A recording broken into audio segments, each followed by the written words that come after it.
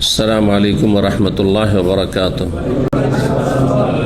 إن الحمد لله نحمده ونستعينه ونستغفره ونعوذ بالله من شرور أنفسنا ومن سيئات أعمالنا. من يهده الله فلا مضل له ومن يضلل فلا هادي له. وأشهد أن لا إله إلا الله وحده لا شريك له وأشهد أن محمدا عبده ورسوله صلى الله تعالى عليه وعلى آله وصحبه وسلم تسليما كثيرا. أما بعد، فقد قال الإمام البخاري رحمه الله تعالى: باب ما يقول إذا نام. قال حدثنا قبيصة قال حدثنا سفيان عن عبد الملك عن ربيع بن حراش عن حذيفة قال كان النبي صلى الله عليه وسلم إذا آوى إلى فراشه قال باسمك أموت وأحيا، وإذا قام قال الحمد لله الذي أحيانا بعدما أماتنا وإليه النشور تنشرها এই তুখরিজুহা। সম্মানিত ভাতৃমণ্ডলী, আল্লাহ রাব্বুল আলামিনের প্রশংসা এবং প্রিয় নবী সাল্লাল্লাহু আলাইহি ওয়াসাল্লামের ওপর সালাত ও সালামের পর আজ জুমাবার 10ই রমজান 1447 হিজরি মোতাবেক 27 ফেব্রুয়ারি 2026 আমাদের ধারাবাহিক আলোচনা সহিহুল বুখারীর দুয়ার পর্ব নম্বর 3।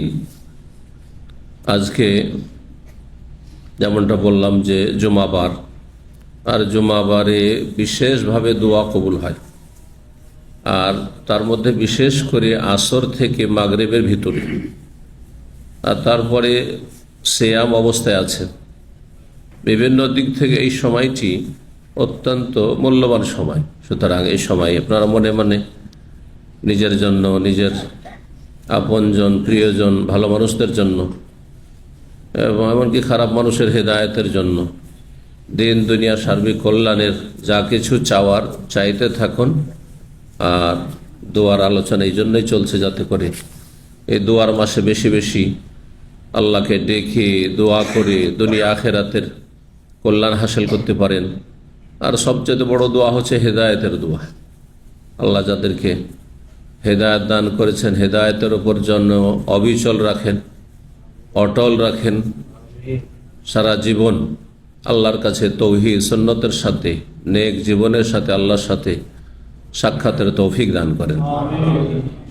আর যারা বিভিন্ন পাপে জড়িয়ে আছেন তাদেরকে আল্লাহ হেদায়েত যেন করেন, এই দোয়া করেন। আমাদের মধ্যে পাপ আছে, সুতরাং আল্লাহ আমাদেরকে পাপ মুক্ত হওয়ার যেন তৌফিক দান করেন। আমাদের চাইতে যারা ভালো আম্বিয়া রসুলগণ, সাহাবাই কেরাম, সিদ্দিকিন, সোহাদা, ওলামা, তাদের অনুসরণ করার তৌফিক দান করেন। শিরক বিদআত থেকে, সমস্ত পাপ থেকে আমাদেরকে মুক্ত হয়ে নেক জীবন গড়ার তৌফিক দান করেন। তো আজকে পর্ব নম্বর 3, দুয়ার, অধ্যায় নম্বর ইমাম বুখারীর এই দুয়ার পর্বের 7। বলছেন বাবু মা ইয়াকুলু ইযা নাম। এই অধ্যায় হচ্ছে মানুষ কি বলবে ঘুমাবার সময়। যখন ঘুমাবেন তখন কি বলবেন, ঘুমের শুরুতে আর ঘুমের শেষে, ঘুম থেকে উঠলে কি বলবেন, এ সম্পর্কীয় হাদিস এসেছে। 6312 নম্বর হাদিস। হাদিস হুযায়ফা রাদিয়াল্লাহু তাআলা আনহু সাহাবী বর্ণনা করছেন। তিনি বলেন কানা নবী সাল্লাল্লাহু আলাইহি ওয়াসাল্লাম আওয়া ইলা ফিরাশিহি। নবী সাল্লাল্লাহু আলাইহি ওয়াসাল্লাম যখন নিজ বিছানায় আগমন করতেন, আওয়া মানে আশ্রয় নেওয়া, বিছানায় যখন আসতেন তখন এই দোয়াটি পড়তেন। ছোট্ট দোয়া, সবচেয়ে ছোট্ট দোয়া এবং গুরুত্বপূর্ণ দোয়া। বিসমিকা আমুতু আহিয়া। কোন riwayat রয়েছে আল্লাহুম্মা বিসমিকা আমুতু আহিয়া। আল্লাহুম্মা ছাড়াও বলতে পারেন, যেমন এই হাদিসে রয়েছে, কিন্তু সামনের হাদিসগুলিতে আসবে আল্লাহুম্মা সহ। এর একটি পরেই, একটি হাদিসের পরেই আসবে আল্লাহুম্মা বিসমিকা আমুতু আহিয়া। শুদ্ধ হচ্ছে বিসমিকা, কারণ এই হামজাটি হচ্ছে ওয়াসল, মাঝখানে পড়লে মিলে যাবে। সুতরাং বিসমেকা। আর বে ইসমেকা, কারণ আমাদের ছোট কালে এইভাবে মুখস্থ করে আল্লাহুম্মা বে ইসমেকা। ইসমোকা যদি আলিফ হামজাটি প্রথমে পড়তে হয় ইসমোকা, কিন্তু যখন মাঝখানে আসবে তখন মিলিত হয়ে যাবে, বিসমেকা হয়ে যাবে। যেমন বিসমিল্লাহির রহমানির রহিম বলছেন না বিসমিল্লাতে, কেন বিসমিল্লাহ বলছেন? বে ইসমিল্লাহ ছিল, আসলে কি ছিল? বে ইসমিল্লাহির রহমানির রহিম, আল্লাহ নামে শুরু করছি। তো মাঝখানে পড়ার কারণে হামজাটি সেখানে মিলিত হয়ে গেছে, ওয়াসল যেটি বলা হয়, উচ্চারণ হয়নি। আর আরো অতিরিক্ত লিখাতে হালকা করার জন্য লিখনি থেকেও সরিয়ে দেওয়া হয়েছে, তারপরে বিসমিল্লাহ হয়ে গেছে। প্রসিদ্ধ বিসমিল্লাতে বায়ের পরে সিন আছে, আলিফ নেই, কিন্তু উচ্চারণে নেই, লিখাতেও নেই। এটি দুই দিক থেকেই কি করা হয়েছে, সরিয়ে দেওয়া হয়েছে। উচ্চারণও সরিয়ে দেওয়া হয়েছে অশ্লীলের কারণে, আর লিখনি তো সরিয়ে দেওয়া হয়েছে। পক্ষান্তর এমনি যখন অন্য জায়গায় বে ইসমেকা ছিল, বা যুক্ত ইসমকা, বা যুক্ত ইসমেকা, বে ইসমেকা, কিন্তু যখন বায়ের পরে হামজাটি পড়েছে বিস্মিকা হয়ে যাবে, সেজন্য শুদ্ধ হচ্ছে বিস্মেকা আমুতু আহিয়া, আল্লাহ তোমার নামের সাথেই আমি, আমুত মানে মৃত্যুবরণ করছি, ওয়া আহিয়া এবং আমি জীবিত আছি বা জীবিত থাকছি, তোমার নামের সাথে। বা মানে সাথে, বা এর অনেকগুলি অর্থ হয়। বা এমনি প্রসিদ্ধ অর্থ বা মানে সাথে, কিন্তু কখনো কখনো সাহায্যের অর্থে আসে। লাঠির দ্বারা মারলাম, যে দ্বারা, জারাবতুবিল আসা, এই দ্বারা শব্দ, দ্বারা অর্থটি ওই যে বায়ের অর্থ হইল। এখানে বিস্মেকা মানে আল্লাহ তোমার নামের সাহায্যে, আল্লাহর কাছে যেমন সাহায্য চাইবেন, আল্লাহ রাব্বুল আলামিন নাম গুণাবলীর মাধ্যমে সাহায্য চাইবেন, ওসিলা, আল্লাহর নাম গুণাবলীর মাধ্যমে আল্লাহর কাছে সাহায্য চাও। বিস্মেকা, আল্লাহ তোমার নামের সাহায্যে আমি মৃত্যুবরণ করছি এবং আমি জীবিত থাকছি বা আছি। এখানে মৃত্যু বলতে নিদ্রাকে মৃত্যু বলা হয়েছে। তখন তার মরতে যাচ্ছেন না আপনি ইচ্ছে করে, তাই না? মরণ থাকলে আল্লাহর ফয়সালা হলে মরে যাবেন। ঘুমের অবস্থায় মরতে পারেন, আর জাগ্রত অবস্থায়ও মারা যেতে পারেন। কিন্তু এখানে মৌত, মৃত্যু বলে উদ্দেশ্য করা হয়েছে এই হাদিসের দোয়াই ঘুমকে, নিদ্রাকে। আর গত আলোচনাতে বলেছি যে নিদ্রাও এক ধরনের কি মরণ। জি, এটিকে ছোট মরণ বলা হয়, ক্ষুদ্র মরণ। বড় মরণ আল মাউতাতুল কুবরা আর আল মাউতাতুস সুগরা, ছোট মরণ এবং বড় মরণ। ছোট মৃত্যু হচ্ছে ঘুম, এই জন্য মানুষ ঘুমিয়ে গেলে অচেতন। অনেকে এমন গভীর ঘুমায় যে ওকে টানা হাঁচড়া করলেও ও দিশে পাবে না, ওর শরীরে কাপড় খুলে নিলেও দিশে পাবে না, ওর বাড়ির সব কিছু বের করে নিয়ে চলে গেলেও টের পাবে না। দরজা খুলছে, বন্ধ করছে, অনেক কিছুই করছে, নাড়াচাড়া করছে, কোনো খবর নেই। ডাক দিচ্ছেন, কোনো খবর নেই। মাইক লাগালে অনেক উঠানো যায় না। কিছু কিছু মানুষের ঘুম এত গভীর আছে, বলছে মাইকের অ্যালার্মও যদি লাগানো যায় তবু উঠে না। তাহলে মতের সাথে সদৃশ্যতা রয়েছে কিসের? ঘুমের। জি, বিভিন্ন দিক থেকে, যা আমরা জানি না, অনেক কিছু জানি না। আল্লাহ রাব্বুল আলামিন মওতের সাথে তুলনা করেছেন সূরা জুমারের আয়াত, গত আলোচনাতে বলেছিলাম। আল্লাহু ইয়াতাওয়াফাল আনফুসা হিনা মাউতিহা, মরণের সময় আল্লাহ আত্মা গ্রহণ করেন। ওয়াল্লাতী লাম তামুত, আর যার মরণের সময় এখনো আসেনি, ওয়াল্লাতী লাম তামুত ফি মানামিহা মানে তার নিদ্রার সময়, মানাম মানে নম। তো তাহলে ব্যাখ্যা কি হবে এই দোয়ার? আল্লাহ তোমার নামের সাহায্যেই আমি ঘুমাচ্ছি, মৃত্যুবরণ করছি মানে ঘুমাতে যাচ্ছি। এই যে ঘুমাচ্ছি তোমার নামের সাহায্য, তোমার সাহায্য নিয়ে। ও আহিয়া, এবং এরপরে যে জাগবো সেটিও তোমার সাহায্য, তোমার সাহায্য ছাড়া নয়। বা এখন যে জেগে আছি, দোয়া পড়ছি, জেগে আছি জাগ্রত অবস্থায়, সেটিও তোমার সাহায্য। তো বায়ের অর্থ এখানে সাহায্যের অর্থ। আর যদি সাথের অর্থ করা হয় তবু, কারণ আল্লাহর নাম সবসময় আমাদের সাথে রয়েছে। আল্লাহর নাম সবসময় আমাদের সাথে রয়েছে, আমাদের অন্তরে রয়েছে। আমাদের অন্তরে আল্লাহর প্রতি, আল্লাহর নাম গুণাবলীর প্রতি ঈমান রয়েছে। এবং আল্লাহ রাব্বুল আলামিনের এমনকি আল্লাহ রাব্বুল আদেশ, নিষেধ, বিধি, বিধান, হুকুম, আহকাম সব আমাদের সাথে রয়েছে। সবসময় প্রস্তুত, সর্বমুহূর্তে প্রস্তুত আল্লাহর বিধান মানার জন্য। এর নাম হচ্ছে মুসলিম, আত্মসমর্পণকারী। তো কেউ যদি অর্থ করে আল্লাহ তোমার নামের সাথেই সাহায্য না বলে তবুও ঠিক আছে। আর কেউ যদি বলে তোমার নামের সাহায্য নিয়ে আমি ঘুমাচ্ছি, আর তোমার নামের সাহায্যে আমি জেগে আছি বা আবার জাগবো, আহিয়া। ওয়াইদা কামা, আর যখন দাঁড়াতেন, কিসে থেকে দাঁড়াতেন? ঘুম থেকে উঠতেন। উঠা, দাঁড়া মানে উঠা। যখন ঘুম ভাঙতো, ঘুম থেকে উঠতেন, তখন এই দোয়াটি বলতেন, আলহামদুলিল্লাহিল্লাযী আহইয়ানা বাদা মা আমাতানা ওয়া ইলাইহিন নুশুর। ঘুমাতে গেলেন তখন আল্লাহ সাহায্য চেয়ে, জি না? কি জন্য? যে ঘুম থেকে আপনি জাগতে চান। কে চাই যে এই ঘুমে আমি মরে যাই? একমাত্র যে দুনিয়া চাই না, হ্যাঁ, সে দুনিয়ার অশান্তি থেকে এমন হয়েছে যে সে আত্মহত্যা করতে পারছে না, কিন্তু মরণ কামনা করছে। সে হয়তো চাইতে পারে একমাত্র, কিন্তু এমন মানুষ খুব কমই আছে যে ঘুমাবার পরে জাগতে চাইবে না। সবাই চান যে আমি অনেকদিন বাঁচি। সেজন্য তখন আল্লাহর নামের সাহায্যে আপনি ঘুমাতে গিয়েছেন, কিন্তু ঘুম যে ভাঙলো আর নতুন আপনি আবার আর একটা দিন পেলেন বা আরেকটি সময় পেলেন, আরো কিছু সময় পেলেন, সেই জন্য এই নিয়ামতের দাবি হচ্ছে, নিয়ামতের দাবি হচ্ছে আল্লাহর শুকরিয়া আদায় করা। আর আল্লাহর শুকরিয়া আদায় করার জন্য সবচেয়ে উত্তম বাক্য হচ্ছে আলহামদুলিল্লাহ।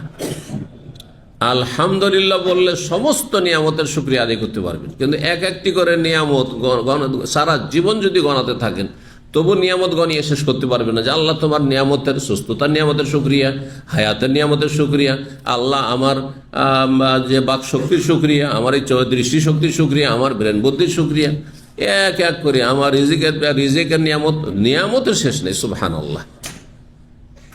মাথা থেকে পা পর্যন্ত শরীরের ভিতরে নিয়ামত রয়েছে, শরীরের ওপরে নিয়ামত রয়েছে, শরীরের চারপাশে অসংখ্য নিয়ামত রয়েছে দিগন্তে।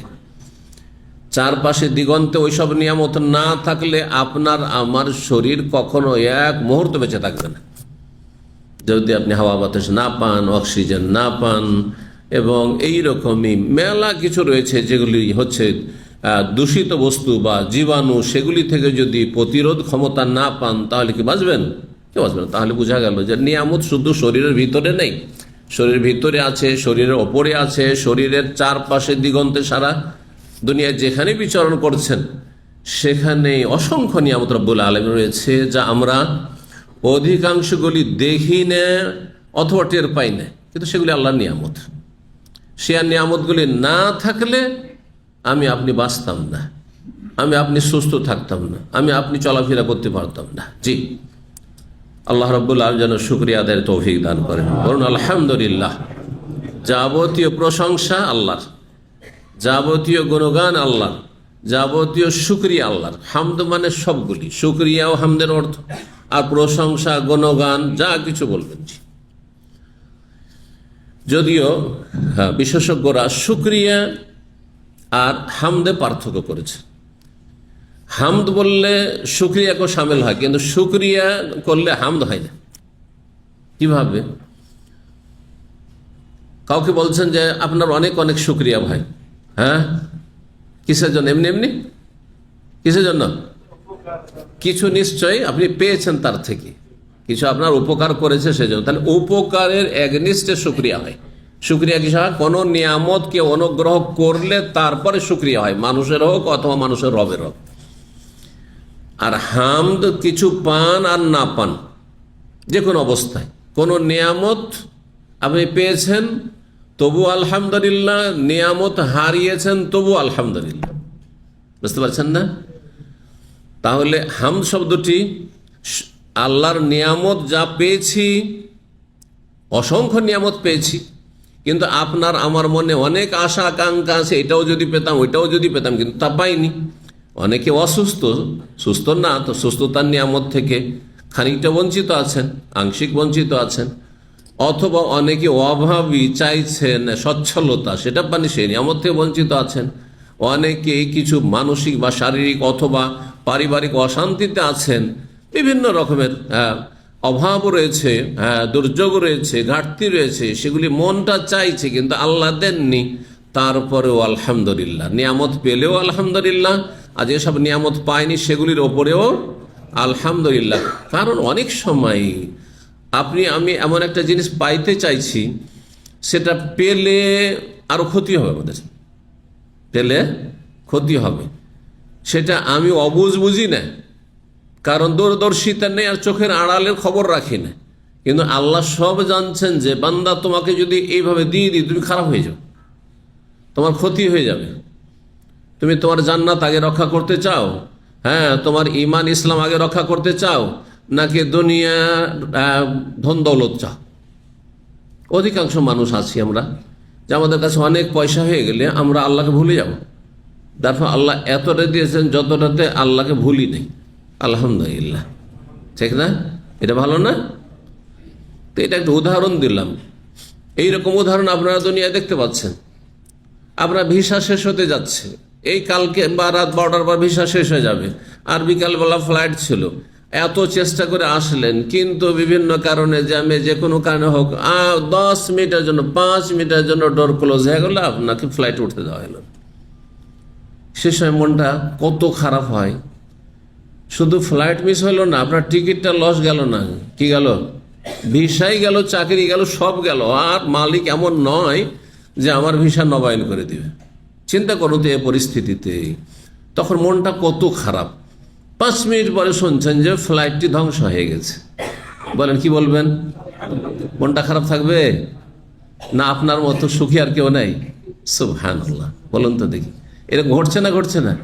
ঘটেছে কয়েক বছর আগে, মেলা ঘটনা ঘটছে। সুবহানাল্লাহ। জি, সুতরাং হ্যাঁ, আপনি যা পাননি তাতে মন খারাপ করবেন না, ওতেই কল্যাণ আছে। আমি যা পেয়েছি ওতেই কল্যাণ আছে, যা পাইনি তাতেই কল্যাণ আছে। বলুন আলহামদুলিল্লাহ। তো নিয়ামত পেলেও আলহামদুলিল্লাহ, নিয়ামত না পেলেও আলহামদুলিল্লাহ। এই জন্য আলহামদুলিল্লাহ শেখানো হয়েছে। জি, আলহামদুলিল্লাহ। এই নয় যে আল্লাহ তোমার শুকরিয়া আদায় করছি, তুমি আমাকে আবার জীবন দান করলে, ঘুম থেকে জাগতে পারলাম, আল্লাহ আমি নিয়াস করো কা না। শুকরিয়ার চাইতে ব্যাপক অর্থপূর্ণ হচ্ছে আলহামদু। জি, প্রশংসা। আলহামদুলিল্লাহ, যাবতীয় প্রশংসা সেই আল্লাহর। আল্লাযী আহইয়ানা, যিনি আমাকে জীবন দান করলেন, বাদামা আমাতানা, আমার মৃত্যুর পরে, মানে আমার নিদ্রার পরে। এখানে ছোট মওত বোঝানো হয়েছে। ওয়া ইলাইহিন নুশুর, তবে আমার ইয়াকিন, বিশ্বাস যে এক সময় তার কাছেই চলে যেতে হবে, ফিরে যেতে হবে। তার কাছে কি হবে? চলে যেতে হবে। তার মানে আমার ভোর হলো, তার মানে এই না যে সারা জীবন এইরকম ভোর হতেই থাকবে, ভোর সকাল হবে সন্ধ্যা হবে, সকাল হবে সন্ধ্যা হবে, আর কিয়ামত পর্যন্ত আমি পৃথিবীতে থেকে যাব, এমন কোন মানুষকে আল্লাহ পাঠাননি, কোন নবী রসুলকে আল্লাহ পাঠাননি। আল্লাহ ইচ্ছা করে নবী রসুলকে রেখে দিতে পারতেন, কিন্তু রাখেননি। ওমা জাআলনা লিবাশারিন মিন ক্বাবলিকাল খুলদ, আল্লাহ বলছেন হে নবী তোমার পূর্বে কোন মানুষকে পৃথিবীতে স্থায়িত্ব দিনি। আফাই মিথ্যা, সুতরাং তুমি যদি মারা যাও। মারা যাও কাকে বলা হচ্ছে? নবী মারা গেছেন না জাননি? হ্যাঁ, আস্তে করে যে বলছেন, হায়াতুন নবী না? নবী বেঁচে আছেন না? হায়াতুন নবী, হায়াত মানে কি? বেঁচে থাকা। তো নবী বেঁচে আছেন, বাংলা ভাষী শতকরা 80 থেকে 90 জন মনে করে যে হায়াতুন নবী। এ শিরকি আকীদা রাখে। তাহলে এই শিরকি আকীদা নিয়ে নামাজ রোজা করে কি পাবেন বলেন দেখি? কিছু বুঝেন? আল্লাহ ছাড়া কেউ আল হাই, চিরঞ্জীব নয়। যিনি সব সময় বেঁচে আছেন তিনি আল হাই। আর আল হাই কার নাম? আল্লাহু লা ইলাহা ইল্লা হুয়াল আল হাইয়ুল কাইয়ুম। আল হাইয়ুল কাইয়ুম একমাত্র আল্লাহ রাব্বুল আলামিন। কোন নবী আল হাই না, মোটেই না। কুফরি কথা। আল্লাহর এই নামে শরীক করে দিলেন আপনি নবীকে, যদি হায়াতুন নবী বলেন। তো এসব আকীদা জনসাধারণের নয়। এসব আকীদা বদ আকীদা, শিরকি কুফরি আকীদা হচ্ছে বিদাতি মোল্লাদের, যারা আপনাদেরকে জাহান্নামের দিকে নিয়ে গেছে। রব্বা ইন্নাহুন্না আদলাল্লাহ কাসীরাম মিনান নাস, বহু মানুষকে গোমরাহ করে জাহান্নামের দিকে নিয়ে গেছে। হিসাব দিতে হবে তাদেরকে। আসামের গাড়গড়ে হাজে জাহান্নামে যেতে হবে, ওদের গুনাহ নিয়ে যেতে হবে, একসাথে জ্বলতে হবে। আল্লাহ এই ক্ষেত্রে ওজোরও মেনে নেবেন না যে আল্লাহ আমি কি করব, বেদাতি মোল্লা তো আমাকে বলেছে হায়াতুন নবী, তো আমি কি করব? না, আপনারও চোখ ছিল, আপনারও বোধ শক্তি ছিল, আপনি দুনিয়া শিখেছেন। আপনার মোল্লা যে দেশেই আছেন 3 পয়সা বেতনে, কিন্তু আপনি রিয়াল ইনকাম করার মতো বুদ্ধি হয়েছে, আপনার ইসলাম শিখার বুদ্ধি হয়নি। আল্লাহ বুঝার তৌফিক দান করেন। তৌহিদ, আল্লাহর একত্ব, আল্লাহর হক কাউকে দিবেন না। মুহাম্মদ সাল্লাল্লাহু আলাইহি ওয়াসাল্লাম আল্লাহর কে? হ্যাঁ, আল্লাহর বান্দা না? আব্দুল্লাহ না? আমাদের দেশে যে দুসরা কলমা বলে মুখস্থ করানো হয় মক্তবে, হ্যাঁ হাদিসেরই ভাষা, কিন্তু দুসরা কলমা শব্দটি বাড়ানো শুধু, বাকি হাদিসের ভাষা। আশহাদু আল্লাহ ইলাহা ইল্লাল্লাহ ওয়া আশহাদু আন্না মুহাম্মাদান কি আবদুহু, মানে কি খালি মন্ত্র পাঠ করেন, 5 কলমা মুখস্থ করে 7 কলমা মুখস্থ করেছেন। আবদুহু তার বান্দা, বান্দা মানে গোলাম, গোলাম মানে দাস। জি, কার দাস? আল্লাহর গোলাম মুহাম্মদ সাল্লাল্লাহু আলাইহি সাল্লাম। আল্লাহর সমকক্ষ না, সমতুল্য না, আল্লাহর গুণে ভূষিত না, আল্লাহর গুণ দিয়ে দিবেন না কেড়ে। আল্লাহর হকে ডাকাতি করবেন না, আল্লাহ বুঝার তৌফিক দান। যারা শিরক করে তারা আল্লাহর হকে ডাকাতি করে, মানুষের ঘরে ডাকাত নাই, আল্লাহর ঘরে ডাকাতি করে। জি, আল্লাহ বুঝার তাদের তৌফিক দান করুন এবং তাদের অনিষ্ট থেকে আল্লাহ রক্ষা করুন। তো আল্লাহ বলছেন আফা ইমিত্তা, হে নবী তুমি যদি মারা যাও, মারা গেছেন নবী সাল্লাল্লাহু আলাইহি ওয়াসাল্লাম, ইন্নাকা মাইয়িতুন, অন্য আয়াতে হে নবী তুমি মরণশীল, ওয়া ইন্নাহুম মাইয়িতুন, ওরাও মরবে, দুশমনও মরবে, দোস্তও মরবে। অনেক সময় হ্যাঁ দুশ্মনরা হাসে যে মারা গেছে ভালো হয়েছে, আরে তোমার মরবে না, হাসার কি আছে? এমন একটি বিষয় যে সেটাতে তোমার তো রেহাই নেই, হাসার আবার কি আছে? আজ আর কাল এতটুকু পার্থক্য, কোনো পার্থক্য নেই। জি, আজকে আপনার দুশ্মন মারা গেল সেন খুশি, আপনি তার চাইতে নিকৃষ্ট মরণ যে আল্লাহ আপনার নসিবে করবেন, তখন কি হবে অবস্থাটা? ও তো ভালো মরণ পেয়েছে আলহামদুলিল্লাহ, অল্প বয়সে গেলে ভালো মরণ পেয়েছে ইমানের অবস্থায়, তুমি যে কুফরের অবস্থায় শিরকের অবস্থায় মরে, তখন কি হবে? আল্লাহ বুঝার তৌফিক দান করেন। এই জন্য কারোর সাথে যদি মনোমালিন্য থাকে, প্রথম কথা সেটাকে কাছে নিয়ে আসার চেষ্টা করবেন। হ্যাঁ, মনোমালিন্য ভুল বুঝাবুঝি দূর করবেন। যদি সেটা দূর করা সম্ভব নাও হয়ে থাকে, এমন সূত্রতা রাখবেন না যে সে চলে গেছে তো ভালো হয়েছে না। আজ আপনি দুশ্মন হাসবেন, কালকে আপনার ওপর অন্যরা এর চাইতে বেশি হাসার সুযোগ পাবে। কামা তাদিন ও তুদান, এটি হচ্ছে আল্লাহ রাব্বুল আলামিনের বিচার, ইনসাফ।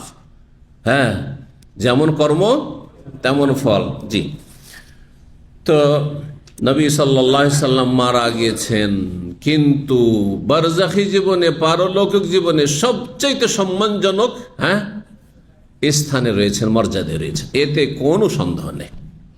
তিনি সবচাইতে উচ্চ মর্যাদায় রয়েছে। আতে মুহাম্মাদানিল ওয়াসিলাত ওয়াল ফাযিলা, আল ওয়াসিলা সবচাইতে উচ্চ স্থান জান্নাতে। আলহামদুলিল্লাহিল্লাযী আহইয়ানা বাদা মা আমাতানা ওয়া ইলাইহিন নুশুর। ওয়া ইলাইহিন নুশুর মানে কি বললাম? তার কাছেই ফিরে যেতে হবে। নাসারে আনসুর মানে বের করা, মানে আল্লাহ আবার বের করে নিয়ে যাবেন। হ্যাঁ, এই দুনিয়া থেকে বের করে নিয়ে যাবেন। আবার গেলেন আপনি, হ্যাঁ মাটি থেকে পয়দা হয়েছিলেন, মাটিতে গেলেন, আবার মাটি থেকে বের করে হাসর মাঠে নিয়ে আসবেন। বোঝা গেছে না? আবার সেখানে হিসাব নিকাশ হবে। তারপরে আল্লাহ রাব্বুল আলামিন জান্নাতীদেরকে জান্নাত দেবেন, জাহান্নামীদেরকে জাহান্নামে দেবেন। আল্লাহ যেন আমাদের জান্নাতুল ফিরদাউস দান করেন। 6313 নম্বর হাদিস। হাদিস মনে করেছেন বারা বিন আযিব রাদিয়াল্লাহু তাআলা, তিনি বলেন আন্নান নবী আমারা রাজুলা, নবী সাল্লাল্লাহু আলাইহি ওয়াসাল্লাম কোন এক ব্যক্তিকে নির্দেশ দিলেন। কোন riwayat রয়েছে আন্নান আওসা রাজুলা, নবী সাল্লাল্লাহু আলাইহি ওয়াসাল্লাম কোন এক ব্যক্তিকে উপদেশ দিলেন। নির্দেশ দেওয়া, উপদেশ দেওয়া কাছাকাছি কথা। ফাকালা বলে এজা আরাদতা মাযআকা, যখন তুমি তোমার বিছানায় আসতে চাইবে, মানে ঘুমোতে চাইবে, যখন তুমি ঘুমোতে চাইবে, ফকুল তখন এই দোয়াটি বলবে। তাহলে ছোট্ট একটি দোয়া হয়ে গেল, শিখে নিলেন। বিসমিকা আল্লাহুম্মা বিসমিকা আমুতু ওয়া আহইয়া, ওটি হয়ে গেল। দ্বিতীয় দোয়া একটু বড় দোয়া আছে, এই দোয়াটি যদি মুখস্থ করতে পারি, এর আগেও গিয়েছে দোয়াটি, খুব সুন্দর দোয়া। এই দোয়ায় 8টি বাক্য রয়েছে বলেছিলাম, মনে আছে? 8টি বাক্য রয়েছে। কি বলবে? আল্লাহুম্মা আসলামতু নাফসি ইলাইক ওয়া ফাওয়ালতু আমরি ইলাইক। এখানে 7টি রয়েছে। দ্বিতীয় বাক্য যেটি আল্লাহুম্মা আসলামতু নাফসি ইলাইক প্রথম, আর ওয়াজ্জাহতু ওয়াজহি ইলাইক, আল্লাহ আমি নিজের জীবনটা আপনাকে কি করছি? আত্মসমর্পণ করছি, আমি আত্মসমর্পণ করছি আপনার সামনে। ওয়াজ্জাহতু ওয়াজহি ইলাইক, আমার চেহারা মুখমণ্ডল আপনার দিকে ফিরিয়ে দিচ্ছি। ওয়াফাওয়াজ্তু আমরি ইলাইক, আমার জীবনের সব কিছুই আপনাকে সঁপে দিচ্ছি, ন্যস্ত করছি।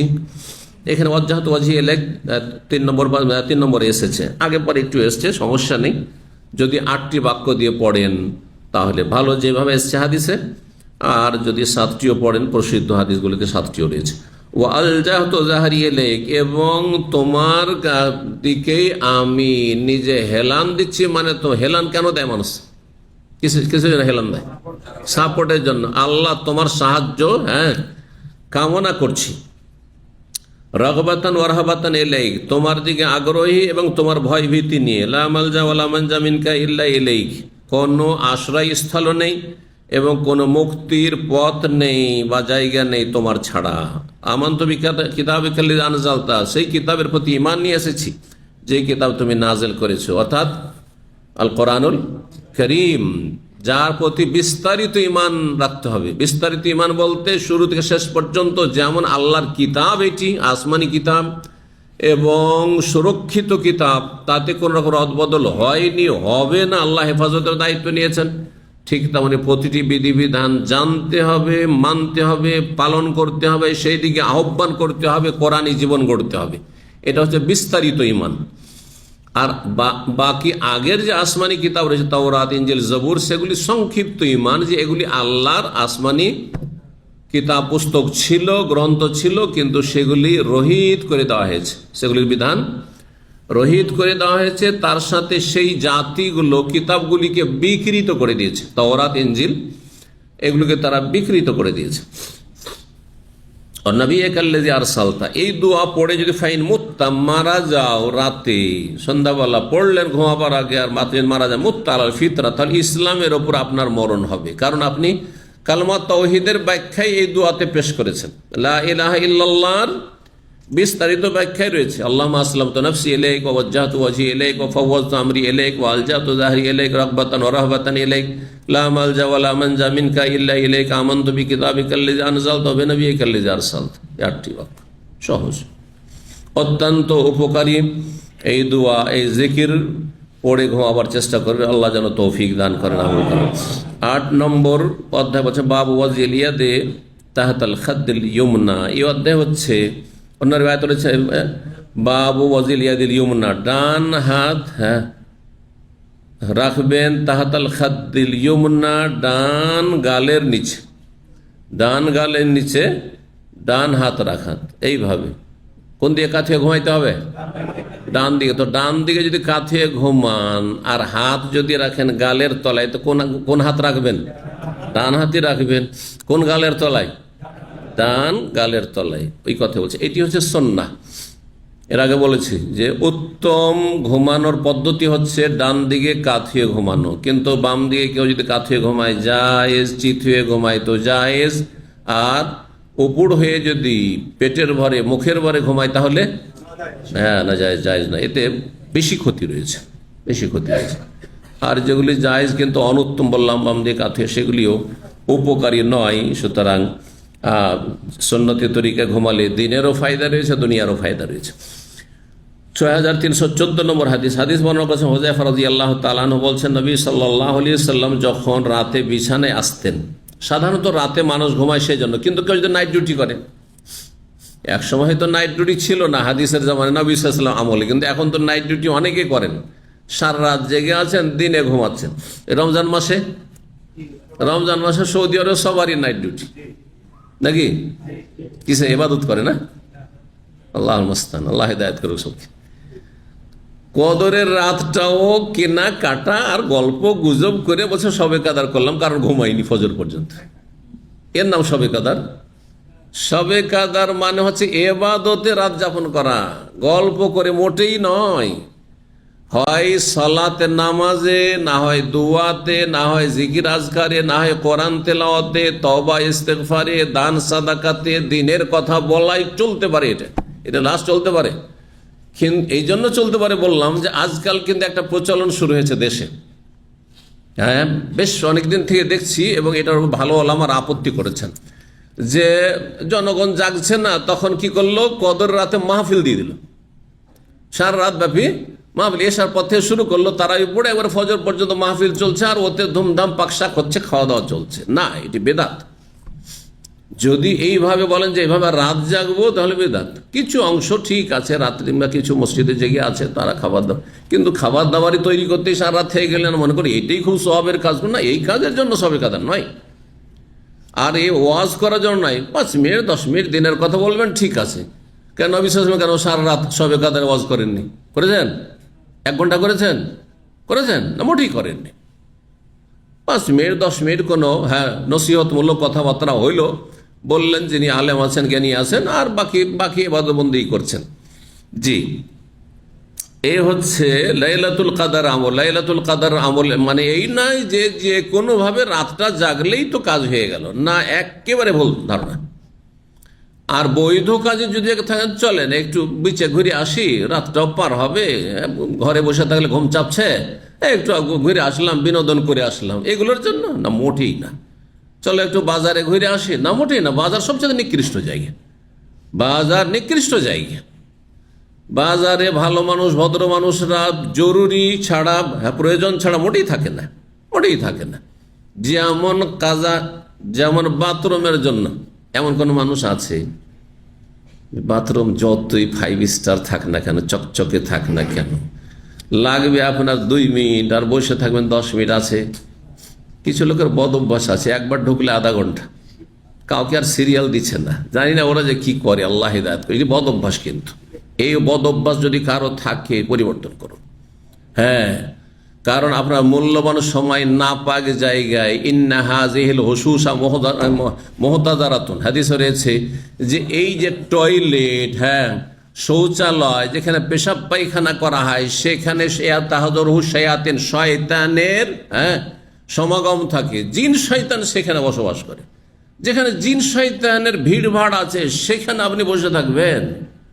গেলেন তো গেলেন, ঝিমাচ্ছেন, আর এদিকেও আউযুবিল্লাহ। না, যত তাড়াতাড়ি সম্ভব তত তাড়াতাড়ি সেখান থেকে বেরিয়ে আসবে। ব্যাস, পেশাবটা ক্লিয়ার করে আসেন। যাদের বয়স হয়েছে একটু 50-60, অনেক সময় পেশাব ক্লিয়ার হতে সময় লাগে, সেটা ভিন্ন বিষয়।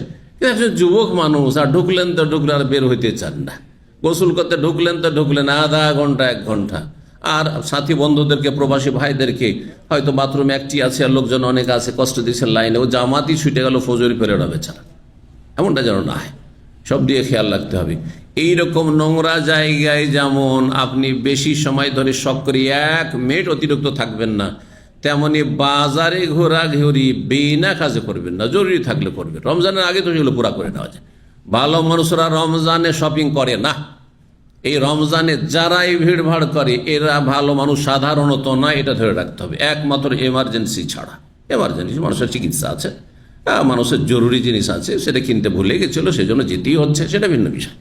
আল্লাহ বুঝার আমল করার তৌফিক দান করে। তো ডান গালের নিচে ডান হাত রেখে ঘুমানো, 6314 নম্বর হাদিস ওই হুযায়ফা রাদিয়াল্লাহু তাআলা হাদিস। নবী সাল্লাল্লাহু আলাইহি ওয়াসাল্লাম যখন বিছানায় আসতেন, ঘুমাতেন, তখন কি করতেন? ওয়াদা ইয়াদাহু তাহতা খাদ্দিহি, তার হাতটি গালের নিচে রেখে দিতেন, প্রথমখানে রাখতেন। কিন্তু ঘুমিয়ে যাওয়ার পরে যেখানে যাবে সেখানে যান, যেখানে যাবে সেখানে যায়। কিন্তু যতক্ষণ ঘুমাননি, প্রথম শুয়েছেন, তখন এই সুন্নতি তরিকায় শুইবেন।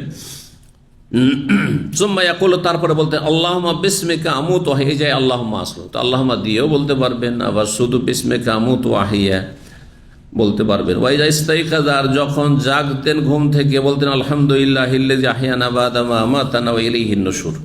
9 নম্বর অধ্যায় বলছে বাবুন নাওমি আলা শিক্কিল আইমান। এই অধ্যায় হচ্ছে ডান দিকে কাত হয়ে নিদ্রা, মানে ঘুমানো। শুইবেন আপনি, আর তারপরে যথাসাধ্য অভ্যাস করবেন যে ডান দিকে কাত হয়ে যেন ঘুমটা হয়। সেটা আরামদায়ক ঘুম হবে আর শরীরের জন্য উপকারী হবে। কিন্তু ঘুমিয়ে যাওয়ার পরে যদি খেয়াল না থাকে, কখনো চিত হয়েছেন, কখনো বাম দিকে কাত হয়েছেন, কোনো অসুবিধা নেই। কিন্তু প্রথমখানে অবশ্যই এই সুন্নতের উপর শোয়ার চেষ্টা করবেন। জি, এই জন্য এর আগে যে অধ্যায় এসছে, 2টো অধ্যায় তার রিপিট নয়। একটা হচ্ছে সেখানে ছিল শোয়া, শুইবেন ডান দিকে কাত হয়ে, আর ঘুমাবারও চেষ্টা করবেন ডান দিকে কাত হয়ে। এটা হচ্ছে এই 2য় অধ্যায়। 6315 নম্বর হাদিস মনে করছে বারা বিন আযিব রাদিয়াল্লাহু তাআলা আনহু, তিনি বলেন নবী সাল্লাল্লাহু আলাইহি ওয়াসাল্লাম যখন বিছানায় আসতেন, নাম আলা শিক্কিল আইমান, ডান দিকে কাত হয়ে ঘুমাতেন, আর বলতেন আল্লাহুম্মা আসলামতু নাফসি ইলাইকা ওয়া ওয়াজ্জাহতু ওয়াজহি ইলাইকা। চলে আসলো ওয়া ওয়াজ্জাহতু ওয়াজহি ইলাইকা ওয়া ফাওয়াদতু আমরি ইলাইকা ওয়া আলজাতু যাহরি ইলাইকা রাগবাতান ওয়া মাতান ইলাইকা লা মালজা ওয়া লা মানজা মিনকা ইল্লা ইলাইক আমানতু বিকিতাবিকা আল্লাযী আনজালতা ওয়া বিনাবিয়্যিকা আল্লাযী আরসালতা। বা ওয়ানি নবী কাল্লে যার সালতা যেরকমই রয়েছে। কালা রাসূলুল্লাহ সাল্লাল্লাহু আলাইহি ওয়াসাল্লাম বলেন, মান কালাহুন্না, এই বাক্যগুলি যে বলবে ঘুমাবার আগে, সুম্মা মাতা, তারপর রাতে যদি মারা যায়, তাহাতা ওই রাতে মাতা আল ফিতরা, তাহলে ইসলামের ওপর তার মৃত্যু হবে, তৌহিদের ওপর তার মৃত্যু হবে। লা ইলাহা ইল্লাল্লাহ বলতে পারুক আর না পারুক, লা ইলাহা ইল্লাল্লাহর ব্যাখ্যা বলেছে। লা ইলাহা ইল্লাল্লাহ শব্দে বলেনি যে লা ইলাহা ইল্লাল্লাহ, কিন্তু লা ইলাহা ইল্লাল্লাহর যে বিস্তারিত ব্যাখ্যা তা এই দোয়াতে রয়েছে তা বলেছে। সুতরাং সে ইসলামের ওপর, তার তৌহিদের ওপর মরণ হবে। আর তৌহিদের ওপর লা ইলাহা ইল্লাল্লাহর প্রকার যদি মরণ হয়, তাহলে সে আশা করা যায় জান্নাত যাবে, যদি ঈমান ইয়াকিনের সাথে বলে থাকে, মন্ত্র নয়। 10 নম্বর বাবুদ্দোয়া অধ্যায় হচ্ছে, যদি মানুষ রাতের বেলা জেগে যায়, ঘুম ভেঙে গেল, তাহলে দোয়া করা। ঘুম ভেঙে গেছে, ঘুম আসছে না, পড়ে আছেন, না এরকম করবেন না। আপনি দোয়া পড়তে থাকেন, জিকির আজকার করতে থাকেন, বিভিন্ন দোয়া পড়তে থাকেন, আপনি কোরআন তেলাওয়াত করতে থাকেন, দেখবেন যে ঘুম চলে আসবে। শয়তান ভালো কাজ করতে দিতে চায় না। যখন দেখবে যে এই লোক তো এমন মানুষ যে এই ঘুম ভেঙে গেলে দুয়ার জিকির আজকার শুরু করে দেয়, আল্লাহকে ডাকা শুরু করে দেয়, কোরআন তেলাওয়াত শুরু করে দেয়, তখন শয়তান আপনাকে থাবড়িয়ে কি করবে? ঘুম দিয়ে দেবে। কথা বুঝতে পারছেন না? এই জন্য গান বাজনার আসরে ঘুম আসে না।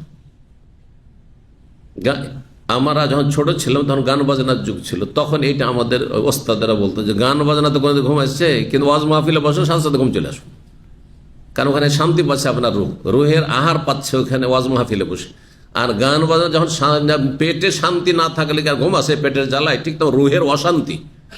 গান বাজনা শুনে হারাম শুনে আর ওই আপনার ঢোল ঢাকের আওয়াজ শুনে এত অশান্তি হয়েছে রুহের, আর ঘুম আসে না।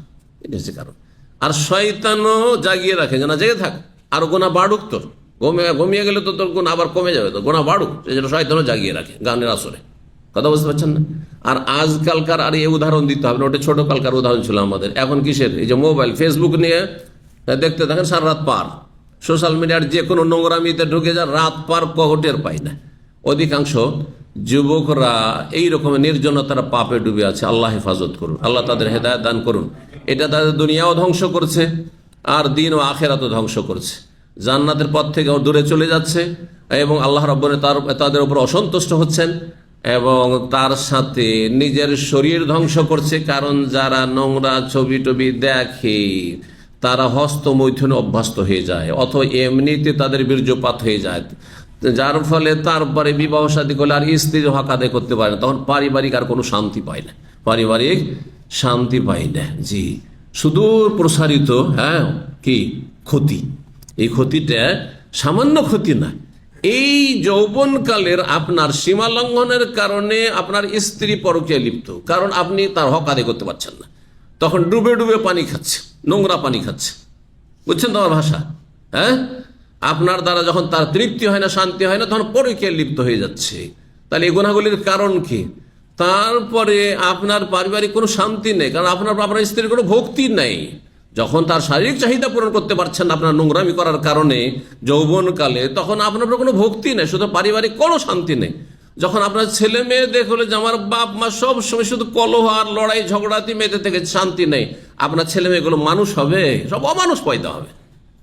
বাপ মাকে যখন পিসফুল দেখবে, তখন ছেলে মেয়ে আদবের ছেলে মেয়ে হবে। এইরকমই আমাদেরকে হইতে হবে, আমার আব্বা আম্মা এমনটাই ছিলেন।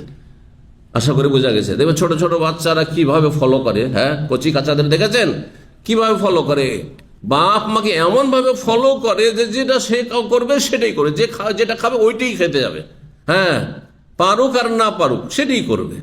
তো এইভাবে আল্লাহর মানুষকে সৃষ্টি করে কচি কাচাদেরকে। সুতরাং আপনার কচি কাচা, আপনার ভবিষ্যৎ প্রজন্ম যাতে করে ভালো মানুষ হয়, সেই জন্য আপনাকে এখন থেকে ভালো মানুষ হইতে হবে। যুবকদেরকে বলছি, আল্লাহ বুঝার তৌফিক দান করেন। এবং তার সাথে যদি এই যৌবনকালে যে পাপগুলি সাধারণত হয়ে থাকে এক শ্রেণীর মানুষের, সেটা যদি আপনার বয়স্ক হওয়ার পরেও যদি পাপ হয়, 40 হওয়ার পরেও পাপ হয়, তার লক্ষণ আরও খারাপ। আল্লাহ রাব্বুর কাছে হেদায়েত কামনা করেন এবং গুনাহ থেকে মুক্তির জন্য আল্লাহর কাছে একক রুচিতে দোয়া করেন। আল্লাহর কাছে দোয়া করে আল্লাহ অসহায় ছেড়ে দেবে। আল্লাহ গুনাহ আর বদ অভ্যাস হয়ে গেছে, গুনাহ ছাড়তে পারছে না, আল্লাহ তুমি তৌফিক দান, আল্লাহ আমাকে সাহায্য করো। অবশ্যই আল্লাহ সাহায্য করবেন, আল্লাহর সমস্ত গুনাহ থেকে আমাদের বেঁচে থাকার তৌফিক দান করেন। তো রাতের বেলা যখন জাগবেন তখন একটি কথা অসম্পূর্ণ থেকে গেছিল, যে যারা নাইট ডিউটি করেন তারা দিনের বেলা ঘুমান, বা রমজান মাসে ফজর পরে ঘোষার রাত ঘুমাচ্ছেন না, তখন জিকিরগুলি পড়বেন না। এই দোয়া জিকির আজকারগুলি ঘুমের পূর্বের জিকির আজকার। সাধারণত ঘুম রাত্রে হয়ে থাকে, সেজন্য রাতের কথা বলা হয়েছে, কিন্তু দিনেও যদি ঘুমান, তার লম্বা ঘুম হয়, তাহলে এই জিকির আজকারগুলি অবশ্যই পড়বেন। জি, 6316 নম্বর হাদিস বর্ণনা করছেন আব্দুল্লাহ বিন আব্বাস রাদিয়াল্লাহু তাআলা আনহু। তিনি বলেন, বিত্ত ইনদা মাইমুনাতা, আমি আমার খালা মাইমুনা রাদিয়াল্লাহু তাআলা আনহার বাড়িতে একদিন রাত যাপন করেছিলাম। ছোট ছেলে, বয়স ছিল 7 থেকে নিয়ে 9, নবী সাল্লাল্লাহু আলাইহি ওয়াসাল্লাম ইন্তেকালের সময় তার 9-10 বছর বয়স ছিল। তো এই সময়টাই নাবালক খালার বাড়িতে গেছেন, আর খালা হচ্ছে নবী সাল্লাল্লাহু আলাইহি ওয়াসাল্লাম সহধর্মিণী মাইমুনা রাদিয়াল্লাহু তাআলা আনহা। তার বাড়িতে তিনি রাত্রে ঘুমিয়ে পড়েছেন। নবী সাল্লাল্লাহু আলাইহি ওয়াসাল্লামের সেই দিন পালা ছিল তার খালার বাড়িতে।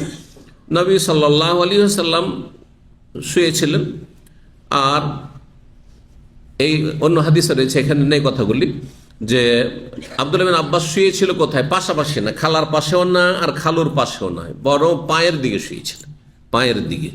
তাহলে যদি বাচ্চারা থাকে আর একই রুমে রাখতে হয়, তো পাশাপাশি না রেখে যদি সম্ভব হয় যে পায়ের দিকে রাখলেন অথবা মাথার দিকে রাখলেন, একটু দূরে রাখলেন, এটা ভালো। আর আজকাল আলহামদুলিল্লাহ পয়সা হয়েছে, সুতরাং সেপারেট বেডে যদি রাখেন সবচেয়ে ভালো। ছোট ছোট বাচ্চাদেরকে অন্য রুমে অনেক সময় রাখা যায় না, বিশেষ করে 2 বছর, 4 বছর, 5 বছর, 6 বছর, এই 7 বছর পর হয়তো রাখা সম্ভব হতে পারে, কিন্তু অনেক সময় হয়তো একটা ছেলে 7 বছর ভয় পায়, পাশের রুমে যদি রাখেন, আর আপনি একটু স্বামী স্ত্রী আপনার ফ্রি হতে চান, তাহলে এই ক্ষেত্রে পাশে রাখার চাইতে আপনি সেপারেট বেড রাখেন, ছোট বেড রাখেন, সিঙ্গেল বেড, সেখানে রাখেন এবং সতর্কতা অবলম্বন করেন। কারণ বাচ্চা কখন হঠাৎ জেগে যায়, আপনি ভাবছেন বাচ্চা ঘুমাচ্ছে, হয়তো ঘুমাবার ভান করছে কিন্তু ঘুমিয়ে নেই, বা ঘুমাচ্ছিল হঠাৎ করে, আপনার আমার যেমন হয় ঘুমাচ্ছি হঠাৎ করে গভীর ঘুম কিন্তু ভেঙে গেল হঠাৎ করে, তো এটা তো আপনার ওই কচিটারও হইতে পারে। সেই বাচ্চাটি যদি জেগে যায় আর সেই সময় আপনি অন্তরঙ্গ মুহূর্তে আছেন, তাহলে সেটাতে কি আপনার ছেলে মেয়েদের চরিত্রের পদস্খলন হবে, খারাপ হয়ে যাবে, কিন্তু ছোট থেকে খারাপ হয়ে যাবে। সুতরাং সতর্ক সাবধান ভাইরা এই ক্ষেত্রে। তো নবী সাল্লাল্লাহু আলাইহি ওয়াসাল্লামের সহধর্মিণী মাইমুনা রাদিয়াল্লাহু তাআলা আনহা হচ্ছেন ইবনে আব্বাস, আব্দুল্লাহ বিন আব্বাসের খালার বাড়িতে পায়ের দিয়ে শুয়েছিলেন। ফি আরজিল ওয়াসাদাতে, অন্য হাদিসে রয়েছে যে আমি বিছানার আড়াআড়ি ভাবে চওড়া ভাবে শুয়েছিলাম। নবী সাল্লাল্লাহু আলাইহি ওয়াসাল্লাম ঘুম থেকে উঠে গেলেন, এসে পরে একটু শুয়েছেন, তারপরে উঠে গেলেন তাহাজ্জুদ পড়ার জন্য। ফাআতা হাজাতাহু, তারপরে নিজের প্রয়োজনে আসলেন, মানে যে মানুষের প্রাকৃতিক প্রয়োজন হয় শৌচ কার্য, সেটা পুরা করলেন, অথবা আপনার মিসওয়াক করেন। নবী সাল্লাল্লাহু আলাইহি ওয়াসাল্লাম ঘুম থেকে উঠতেন, তখন মিসওয়াক করতেন, সেটা করলেন। ফাগাসালা ওয়াজহাহু ওয়া ইয়াদাইহি, তারপরে উযু করলেন, মুখমণ্ডল ধুইলেন, 2 হাত ধুইলেন। সুম্মা নামা, না প্রথম এসে ঘুমাবার সময় কথা বর্ণনা করছেন যে প্রথম এসে তিনি বাইরে থেকে আসলেন, আর তারপরে প্রয়োজন পুরা করলেন, যা কিছু শৌচকার্য হয়, আর তারপরে হাত মুখ ধুয়ে বাইরে যেহেতু এসেছেন, আর তারপরে ঘুমিয়ে গেলেন। তারপরে আবার একটু পরে উঠে গেলেন, যে কথাটি বলছিলাম, ফাতাল কিরবাতা, উঠে গিয়ে তারপরে মশকের কাছে আসলেন। মশক বুঝেন? চামড়ার মশক, এই যে বকরি জবাই করে চামড়াটাকে সেলাই করে নিলে আবার ওতে পানি ঢুকিয়ে রাখে, আবার বকরি ছাগলের মতো দেখতে মনে হয়। এই মশকে আসলেন, তখন মশকে পানি রাখা হতো, আর পানি ঠান্ডাও থাকতো।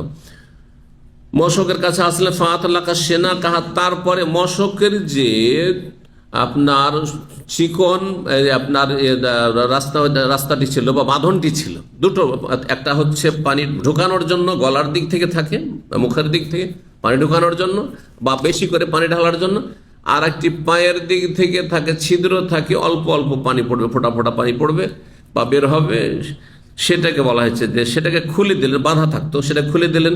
সুম্মা তাওয়াদ্দা ওযুআন বাইনা ওযুআইন লাম ইউকসির, তারপরে এমন উযু করলেন যেটি ছিল মাঝারি উযু, মধ্যম শ্রেণীর উযু। উযুতে অনেক বেশি পানি ব্যবহার করলেন না, আর একেবারে কম নয়, হালকা উযু করলেন। হালকা উযু আরেক দিক থেকে সেটা হচ্ছে যে একবার করে ধোয়া, 2 বার করে ধোয়া, 3 বার করে নয়, খুব বেশি পানি ব্যবহার করে নয়।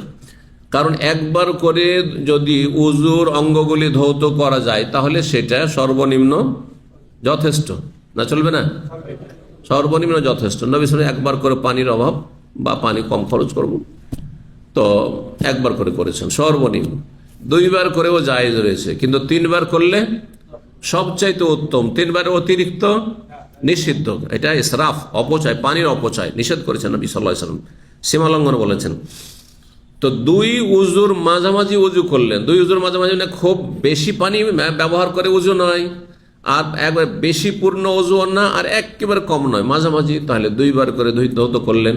পানি, হালকা পানি নিয়ে ঘষা দেওয়া, অল্প পানি ব্যবহার করতে চান, অল্প একটু পানি নিয়ে উজুর জায়গাগুলিতে শুধু ঘষা দিলেন, ভিজিয়ে নিলেন এইভাবে। লাম ইউকসার, খুব বেশি পানি ব্যবহার করলেন না। ওয়াকাদ আবলাগা, তবে সুন্দর উজু করলেন, উজু সুন্দর করলেন। কোন দিক থেকে সুন্দর? যে কোনো জায়গায় যেন শুকনো না থাকে, এমন নয় যে একবার শুকনো থেকে গেল কোনো জায়গা, না, যে ধোয়ার জায়গাগুলো যদি শুকনো থেকে যায় তাহলে উজু হবে না, সামান্য শুকনো থেকে গেলে উজু হবে না। তো পরিপূর্ণই উজু করলেন। ফাসাল্লাহ, তারপরে সালাত মানে তাহাজ্জুদ শুরু করলেন। ফাকুমতু, ইবনে আব্বাস কিন্তু জেগে গেছেন, ঘুমিয়েছিলেন, নবী সাল্লাল্লাহু আলাইহি ওয়াসাল্লামের জায়গা দেখে তিনিও জেগে গেছেন। বলছে আমার ঘুম ভেঙে গেছে। ফাতামাত্তাইতু, কিন্তু আমি একটু লম্বা হয়ে একটু বিলম্বই করলাম, যাতে করে নবী সাল্লাল্লাহু আলাইহি ওয়াসাল্লাম এইটা টের না পান যে ছেলে আগে থেকে জেগে আছে। বুঝছেন না?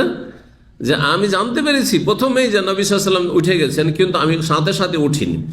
কারাহিয়াতা ইয়ারা আন্নি আত্তাকিহি বা আত্তাবিউহু, এই আশঙ্কায় বা এটা আমি পছন্দ না করার কারণে, যে যাতে করে নবী সাল্লাল্লাহু আলাইহি ওয়াসাল্লাম এই ধারণা না করেন যে আমি তাকে অনুসরণ করছি, মানে আগে থেকে আমি জেগে আছি আর তিনি উঠেছেন, আমি উঠে যাব। তো সাথে সাথে আমি উঠিনি, একটু পরে উঠলাম। ফাতাওয়াদ্দাতু, উযু করলাম, আমি উযু করলাম। ফাকাম, নবী সাল্লাল্লাহু আলাইহি ওয়াসাল্লাম কিয়াম শুরু করলেন, মানে তাহাজ্জুদ শুরু করলেন, ইসাল্লি, সালাত আদায় করতে। ফাকুমতু আন ইয়াসারি, তখন আমি গিয়ে ভুল করে বাম দিকে দাঁড়িয়ে গেলাম। ইমাম, মুসল্লি যদি একজন হন আর দ্বিতীয় জন আপনি, তাহলে কোন দিকে দাঁড়াবেন? ডানে না বামে? ডান দিকে দাঁড়াবেন। 3 জন হইলে পেছনে হবেন, ইমাম একা দাঁড়াবে। এটা পুরুষ নারী সবাই, না শুধু পুরুষদের ক্ষেত্রে? সবাই, শুধু পুরুষদের ক্ষেত্রে ইমাম একা দাঁড়াবে, আর মুক্তাদিরা যদি একাধিক হয়, 2 জন বা তার বেশি হয়, তাহলে পেছনে দাঁড়াবে। মহিলাদের ইমাম কাতারের মাঝখানে দাঁড়াবে, মহিলাদের ইমাম কাতারের মাঝখানে দাঁড়াবে, আলাদা হয়ে ইমাম দাঁড়াবে না। এই পার্থক্যটি রয়েছে মহিলাদের ইমামতির ক্ষেত্রে। বলছেন বাম দিকে আমি দাঁড়িয়ে গেলাম। ফাআখাযা বিউযনি, তখন আমার কানটি ধরলেন। বাম দিকে, এদিকে বাম দিক, নবী সাল্লাল্লাহু আলাইহি ওয়াসাল্লাম দাঁড়িয়ে সালাত পড়ছেন, আর সালাত অবস্থায় বামে দাঁড়িয়ে গেছে, বাম হচ্ছে ইমামের জায়গা। তখন নবী সাল্লাল্লাহু আলাইহি ওয়াসাল্লাম কানটা ধরে, এদিক থেকে কানটা ধরে ডান দিয়ে করে দিলেন। তাহলে এইরকম কান ধরা জায়েজ। কিন্তু আমরা যে মাদ্রাসায় দেখেছি আর স্কুলে একসময় দেখেছি, একসময় মায়ের যুগ ছিল, এখনো এই হেফজখানাগুলোতে এক শ্রেণীর জাহেল হাফেজ আছে, যারা এখন ওই রকমই গরু ছাগলের মতো করে পরের ছেলেদেরকে মারে। এটা না, জায়েজ নয় এভাবে। তো এদের তরবিয়ত করা উচিত, এদেরকে একটু ট্রেনিং, যে টিচার ট্রেনিং হয়, টিচার ট্রেনিং ছাড়া এদেরকে পড়াইতে দেওয়া উচিত নয় আসলে। কারণ এরা অনেক সীমালঙ্ঘন করে ফেলছে, অনেক সময় জুলম অত্যাচার করে ফেলছে এইসব জালেমগুলো। জালেম আর জাহিল তারা, আল্লাহ হেদায়েত করবে দেখে। তো এই জন্য অনেক ভাইয়েরাই আছে যারা হেফজখানে দিতে ভয় পায়। আমি নিজে ব্যক্তিগত কথা বলছি, আলহামদুলিল্লাহ যে আমাকে দেশে হেফজখানে দিতে হয়নি ছেলে মেয়েদেরকে। সৌদি আরবের পরিবেশে বিনা মারে কেমন করে হাফেজ করতে হয়, এটা আমরা আলহামদুলিল্লাহ এখানে দেখলাম। তো বিনা মারেও হাফেজ হইতে পারে, হেফজ মায়ের ছাড়া হবে না। এটি জাহেলদের কথা, মূর্খদের কথা, জাহেল মোল্লাদের কথা, হাফেজদের কথা। জি, তো কান এমন করে ধরতো, বুঝতে পারছেন, বা কান মলতো, সুবহানাল্লাহ, যে সপ্তাহ 2 সপ্তাহ কানে হাত দেওয়া যেত না, এত ব্যথা। এইরকম করে মারতো। জি, শিক্ষকেরা এসব জালেম শিক্ষক, এসব জালেম হাফেজ, জালেম মোদারিস। ফাখাযা বিউযুনি, আমার কান ধরলেন, আর কান ধরে, কান ধরা আদব শেখানোর জন্য, কিন্তু শাস্তি দেওয়ার জন্য নয়। মার কিসের জন্য? এর আগে বলেছি আদবের জন্য মারা যাবে। আদবের মার কি? যেমন ভালোবাসার সাথে মানুষ মারে, যে একটু একটু অপদস্থ হইল, হ্যাঁ একটু ছোট হইলো, যে মায়ের খেয়েছি কিন্তু ব্যথা পাইনি, কষ্ট পাইনি, এইরকম নিজের ছেলের মতো, নিজের মেয়ের মতো ওইভাবে।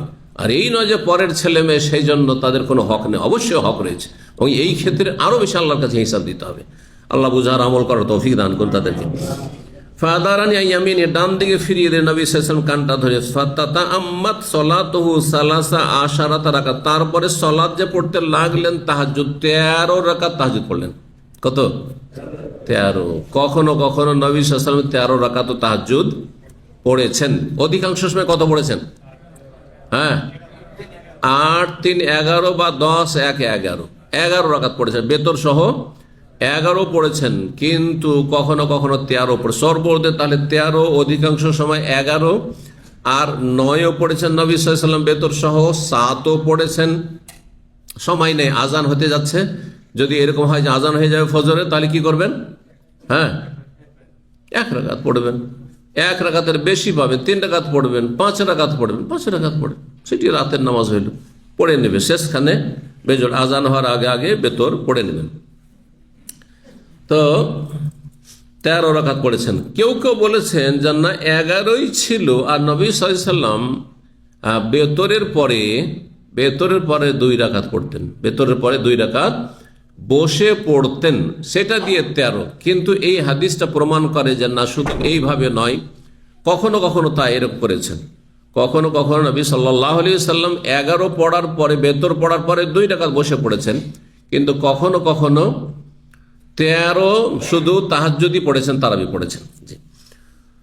সুম্মাজতাজা, তারপরে শুয়ে গেলেন। তাহাজ্জুদ পড়ার পরে কি করলেন? শুয়ে গেলেন। তাহলে তাহাজ্জুদ যদি ফজর আজান পর্যন্ত না পড়ে, আগেই পড়ে না, তারপরে কিছুক্ষণ ঘুমিয়ে নেন যাতে শরীরটা একটু আরাম পেয়ে যায়, কিন্তু শর্ত হচ্ছে ফজরে আপনার হাজির হওয়া যেন নিশ্চিত হয়। এমন না যে আধা ঘন্টা আগে তাহাজ্জুদ পড়ে ঘুমিয়ে গেলেন, আর গেল ফজর গেল, সূর্য উঠে গেল, তাহলে তো গুনাহগার হয়ে পড়লেন। তাহলে এই তাহাজ্জুদ কোনো কাজে আসবে না, বুঝছেন না? উত্তম হচ্ছে যদি আপনি নিশ্চিত হন যে আমি জাগতে পারবো, বা আমাকে জাগাবার জন্য লোক আছে, জেগে আছে, তো আমি একটু রেস্ট করি, তাহাজ্জুদ পড়লাম। আর লম্বা তাহাজ্জুদ পড়েছেন কমপক্ষে ঘন্টাখানে, তখন কিন্তু আধা ঘন্টার তাহাজ্জুদ কেউ যদি পড়ে, তো এরপর আবার বিশ্রামের কি বা প্রয়োজন রয়েছে। জি। তো বলছেন তারপরে শুয়ে গেলেন নবী সাল্লাল্লাহু আলাইহি ওয়াসাল্লাম তাহাজ্জুদ পড়ার পরে, ফান্নামার ঘুমিয়েও গেলেন, হাত্তা নাফাখা, এমনকি নাক ডাকতে শুরু করলেন। এ প্রথম মনে হয় শুনছে যে নবী সাল্লাল্লাহু আলাইহি ওয়াসাল্লামের নাক ডাকতো না, হাদিস বুখারীর হাদিস। নাক ডাকা যদি হালকা হয় তো দোষণীয় নয়, কিন্তু খুব বেশি যদি হয়, সেটা এত বেশি যে রুমে আর কারো ঘুম আসছে না আপনার নাক ডাকার কারণে, এটা কষ্টদায়ক, এটা কষ্ট, তাহলে তখন চিকিৎসা করা উচিত। কিন্তু হালকা নাক ডাকা, নবী সাল্লাল্লাহু আলাইহি ওয়াসাল্লাম এরকমটা হইতো, প্রাকৃতিকভাবে এরকম হইতো। জি। ওয়াকানা ইজা নামা, বর্ণনাকারী বলছেন কে? নবী সাল্লাল্লাহু আলাইহি ওয়াসাল্লামের এক তো চাচাতো ভাই আব্দুল্লাহ বিন আব্বাস, আব্বাসের ছেলে। 2 নম্বর হচ্ছে নবী সাল্লাল্লাহু আলাইহি ওয়াসাল্লামের সহধর্মিনী, তার খালু। তাহলে কি হইতে পারে? চাচাতো ভাই খালু হইতে পারে, চাচাতো ভাই খালু হতে পারে। কি বুঝলেন? আমাদের দেশে মানুষ মেনে নিবে, আরে কি করেছে রে, হ্যাঁ, চাচাতো ভাই মানে, চাচাতো ভাই খালু মানে কি? চাচা ভাতিজা, ভাইরা ভাই, বুঝতে পারছেন না? চাচা ভাতিজা, আপনারা ধরেন চাচা ভাতিজা 2 জন আছেন, আর 2 জনে ভাইরা ভাই, হ্যাঁ, মানে 2 বোন, হ্যাঁ, চাচা এক বোনকে বিয়ে করেছে, আর এক বোন, হ্যাঁ, ভাতিজা বিয়ে করেছে, একই ঘরে আসছে না, একই ঘরে আসছে। এটা আমাদের দেশের লোকেরা নাজায়েজই মনে করবে, অথচ সাহাবায়ে কেরামের মধ্যে এটা অহরহ হইত। শুধু নবী সাল্লাল্লাহু আলাইহি ওয়াসাল্লাম করেছেন এমন কথা নয়, বুঝছেন না? আব্বাসের স্ত্রী মাইমুনার আপন বোন রাদিয়াল্লাহু, আর মাইমুনা রাসূলুল্লাহ সাল্লাল্লাহু আলাইহি ওয়াসাল্লামের সহধর্মিণী। জি, মাইমুনা বিনতুল হারিস। জি। তো বলছেন যে ওয়াকানা ইযা নামা, নবী সাল্লাল্লাহু আলাইহি ওয়াসাল্লামের ঘুমাবার অবস্থা বর্ণনা করছেন কে? ইবনে আব্বাস বলছেন যে নবী সাল্লাল্লাহু আলাইহি ওয়াসাল্লাম যখনই ঘুমাতেন নাফাকা, তখন তার নাক ডাকত। ঘুমালে নাক ডাকতো। সুতরাং নাক ডাকাটা আইব নয় যদি সেটা সীমার মধ্যে থাকে, হালকা থাকে। ফাআযানাহু বেলাল বিসসালাতে, তারপরে যেহেতু নবী সাল্লাল্লাহু আলাইহি ওয়াসাল্লাম ঘুমিয়ে গেছেন আর এখন ফজরের সময় হচ্ছে, আজান হয়েছে, তার ইকামতের সময় হচ্ছে। ইকামতের সময় হলে বেলাল জানতো যে নবী সাল্লাল্লাহু আলাইহি ওয়াসাল্লামকে জানিয়ে দিতে হবে যে ইকামতের সময় হয়ে গেছে। ফাআযানাহু বেলাল বিসসালাহ, তখন বেলাল রাদিয়াল্লাহু তাআলা সালাত সম্পর্কে নবী সাল্লাল্লাহু আলাইহি ওয়াসাল্লামকে জ্ঞাত করলেন যে ইয়া রাসূলুল্লাহ, এখন ইকামতের সময় হয়ে আসছে। ফাসাল্লা, তখন উঠে ফজরের সালাত পড়ালেন, ওয়ালাম ইয়াতাওয়াজ্জা, আর উযু করলেন না। হ্যাঁ, উযু করলেন না। তাহলে কি হাদিস পড়ে যদি আপনারা ফতোয়া দেন, এক শ্রেণীর লোকেরা কিন্তু এরকম করছে আর পড়ে ভুল করছে। শুধু হাদিস পড়ে পড়ে ফতোয়া দেওয়া সব ক্ষেত্রে চলবে না।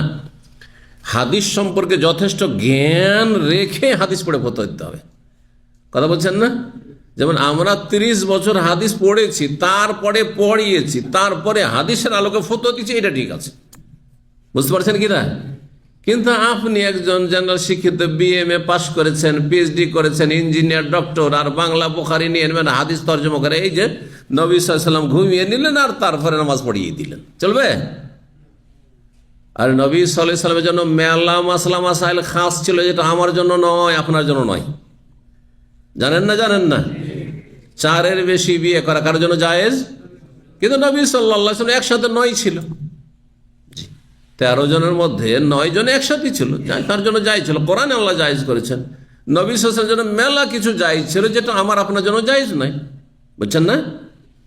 তো তার মধ্যে এটি একটি যে নবী সাল্লাল্লাহু আলাইহি ওয়াসাল্লাম ঘুমিয়ে নিয়ে ঘুম থেকে ওইটা গভীর ঘুম হইলেও তিনি নামাজ পড়াতেন। কেন? কেন? তারও কারণ আছে। এই না যে শুধু খাস। নবী সাল্লাল্লাহু আলাইহি ওয়াসাল্লাম মের ঘুম আর আমাদের ঘুমের ধরনে পার্থক্য রয়েছে। নবী সাল্লাল্লাহু আলাইহি ওয়াসাল্লামের চোখ ঘুমাতো, কিন্তু হৃদয় ঘুমাতো না। আর আমরা যখন ঘুমাই তো আমাদের পা থেকে মাথা পর্যন্ত সবই ঘুমিয়ে যায়, সব অসাড় হয়ে যায়। বুঝছেন না? সব অচেতন হয়ে যায়, সবই ঘুমিয়ে যায়। চোখও ঘুমায়, হাতও ঘুমায়, পাও ঘুমায়, সব ঘুমায়, অন্তরও ঘুমায়। কোন দুনিয়ার কোন খোঁজ খবর পাই না। অনেক সময় গভীর ঘুমাচ্ছেন আর আপনাকে নিয়ে গল্প চলছে। ওরা তো ভাবছে যে আপনার গল্প করছেন, আপনি ঘুমাচ্ছেন হয়তো, কিন্তু আপনার গল্পে নেগেটিভ পজিটিভ চলছে, আর মাঝখানে হঠাৎ করে এর মাঝে ঘুম ভেঙে গেছে। ঠিক না? তাহলে এতক্ষণ যে গল্পগুলো হলো সেগুলো তো শোনেনি। যখন ঘুমটা ভেঙেছে তখন বুঝতে পারছেন যে আমার বিষয় নিয়ে আলোচনা হচ্ছিল। কথা বলছেন না? কিন্তু নবী সাল্লাল্লাহু আলাইহি ওয়াসাল্লাম সব টের পেতেন, ঘুমাতেন, আবার আশেপাশে কি ঘটছে না ঘটছে সব টের পেতেন। কেন টের পেতেন? অন্তর যে ঘুমাইতো না। মানুষ উপলব্ধি করে কি দিয়ে? অন্তর দিয়ে উপলব্ধি করে। তো অন্তর ঘুমাইতো না। নবী সাল্লাল্লাহু আলাইহি ওয়াসাল্লামের হাদিস স্পষ্ট রয়েছে, কানা ইয়ানামু তানামু আইনায়া ওয়ালা ইয়ানামু কলবি, আমার 2 চোখ তো ঘুমায়, মানে ঘুম আসলে চোখ বন্ধ হয়ে যায় যাতে শরীরটা আরাম পেয়ে যায়, কিন্তু ওয়ালা ইয়ানামু কলবি, আমার কলব ঘুমায় না, হৃদয় ঘুমায় না। জি।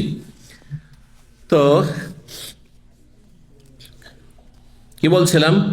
নবী সাল্লাল্লাহু আলাইহি ওয়াসাল্লাম ঘুমিয়ে গেলেন, গভীর ঘুম হইলেও তারপরে নামাজ পড়ালেন। যেহেতু যদি তার উযু নষ্ট হইতো তাহলে তিনি টের পেতেন, কারণ তার অন্তর জেগে আছে। কিন্তু আমি আপনি যখন ঘুমিয়ে যাব তখন কি টের পাবো যে বায়ু নিঃসরণ হইল কি হইল না? এই জন্য সঠিক মত হচ্ছে, গভীর ঘুম যদি হয়, গাঢ় ঘুম যদি হয়, যেই ঘুমে কি হইল 2 মিনিটের মধ্যে আপনি টের পাননি, তাহলে জানতে হবে এই ঘুমে আপনার উযু নষ্ট হয়ে গেছে, উযু ভঙ্গের কারণ এটি। কিন্তু যদি হালকা শুধু ঝিমাচ্ছেন আর টেরও পাচ্ছেন এদিক ওদিক, ঝিমাচ্ছিলেন না, ওই সময় আপনার দিকে দেখে কেউ হাসছে বা আপনার কথা বলে হাসছে, সাথে সাথে বুঝে নিয়েছেন যে আমি ঝিমাচ্ছি সেজন্য হাসছে। বুঝছেন না? তাহলে এতে উযু নষ্ট হবে না। এই জন্য সাহাবায়ে কেরামগণ ঝিমাতেন, এসাতে গিয়ে ঝিমাতেন অনেকেই, তদরা আসতো আর তারপরে নামাজ পড়ে নিতেন, উযুর নবায়ন করতেন না। কিন্তু যারা লম্বা হয়ে যাচ্ছে, আজকাল অনেক ফাসেক ফাজের আছে, পাপিষ্ট, এরা মক্কায় মদিনায় দেখি লম্বা হয়ে ঘুমাচ্ছে, ঘন্টার পর ঘন্টা ঘুমাচ্ছে। সুবহানাল্লাহ। উঠিয়ে দিলে উযু করে আসো, ও ঝামেলা গেলে আর ইকামত হতে যাচ্ছে, ও আর ঝামেলা বরদাস্ত করবে না, ও গেল না, ও বেনামাজি আসলে। ওর নামাজ হইলেই কি আর না হইলেই কি, যার ফলে উঠে নামাজ শুরু করে দিল। আশ্চর্য কথা, কত লোককে যে এরকম বলেছি যে আল্লাহর রাস্তায় উজু করে আসেন, আপনি গাঢ় ঘুমাচ্ছিলেন, আপনি হবে না, ওর যে শুনবে কেন, এখান থেকে একটু সরে দিকে বসে গেল কোথাও। আউযুবিল্লাহ, এরা বেনামাজি আসলে। এদের নামাজ পড়া না পড়া সমান। ইরজে ফাসাল্লে ফাইন্নাকা লাম তুসাই, নামাজ হবে না। জি, তো নবী সাল্লাল্লাহু আলাইহি ওয়াসাল্লাম উযু না করে নামাজ পড়িয়েছেন ঘুম থেকে উঠে, যেহেতু তার উযু নষ্ট হইতো না, কিন্তু আমাদের গভীর ঘুম হইলে উযু নষ্ট হয়ে যাওয়ার সম্যক সম্ভাবনা আছে, যার ফলে ধরে নিতে হবে যে গভীর ঘুম হচ্ছে উযু ভঙ্গের কারণ। ওখানে একুলফি দোয়াই নবী সাল্লাল্লাহু আলাইহি ওয়াসাল্লাম তাহাজ্জুদের দোয়াতে এই দোয়াটি পড়তেন। শোনেন এই দোয়াটি, 15টি শরীরের বিভিন্ন অঙ্গ প্রত্যঙ্গে আল্লাহ তুমি আলো দাও, জ্যোতি দান করো, এই দোয়া। আল্লাহুম্মা জাল ফি কলবি নূরা, আল্লাহ আমার কলবে হৃদয়ে তুমি আলো দান করো। অফি বাসারি নূরা, আমার চোখে আল্লাহ তুমি আলো দান করো, জ্যোতি দান করো। অফি সামঈ নূরান, আর আমার কানে শ্রবণ শক্তিতে আল্লাহ তুমি নূর দান করো। ওয়া ইয়ামিনি নূরান, আমার ডান দিকে নূর দান করো, বাম দিকে নূর দান করো। ইয়াসারি নূরান, অফকে আমার ওপরেও নূর দান করো। ও তাহতিন, আমার নিচেও তুমি নূর জ্যোতি দান করো। ও আমামে, আমার সামনেও তুমি নূর দান করো। ও খালফি নূর, পিছনেও নূর দান করো। ওয়াজআললি নূরান, আর আমাকে তুমি নূর দান করো, জ্যোতি দান করো। আর সবচেয়ে বড় জ্যোতি হচ্ছে ঈমানের জ্যোতি।